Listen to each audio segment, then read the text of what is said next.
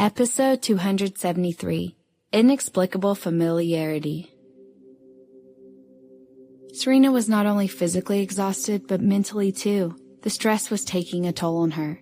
Everyone knew that since Jake had died, his wife took over and became President Serena. She was enjoying tremendous glory and fortune, but no one knew how unwilling she was to be the president.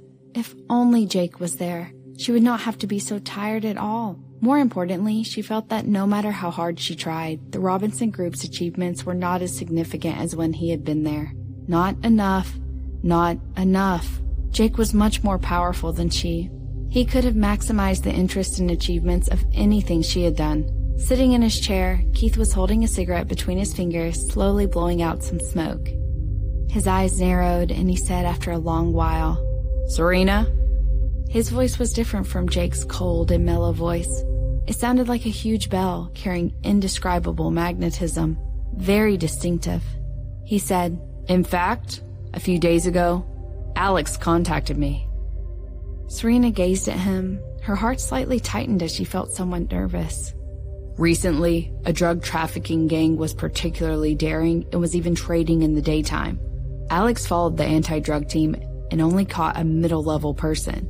After a round of torture, they found that their finances were completely clean." Serena looked grim and blurted out, "Money laundering?" Keith nodded and ashed the cigarette, leaning against the back of the chair, looking lazy and cozy.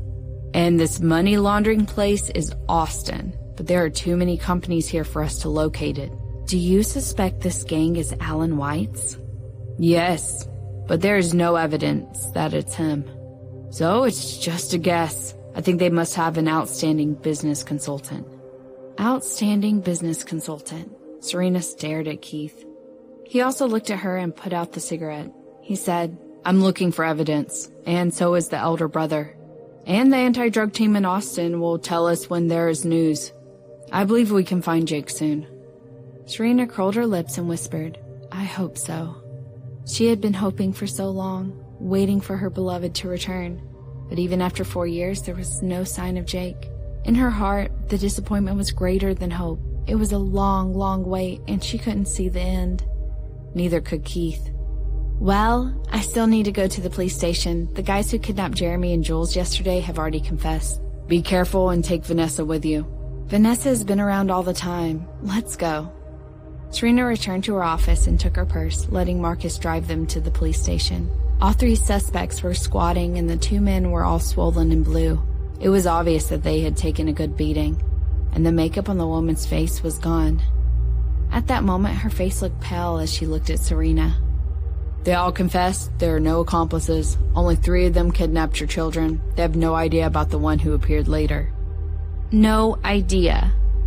Serena was obviously not convinced. Weren't they having internal conflicts? "How is that possible? We don't know who the man is. Officers, you must look into it. Now that we haven't gotten the 10 million, we shouldn't be sentenced for a long time, right?" The woman shouted. Yeah, one of the men echoed. "Now there's no money involved. At best, it is just trying to fool the children.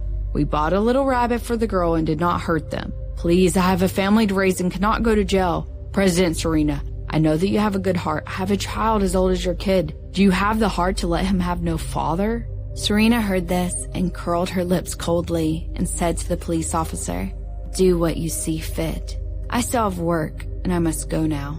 Before she turned around, she heard their roars. She ignored it, and she turned around. They could not see. Her eyes were cold and frosty. If he was not their accomplice, then where did that lone wolf come from?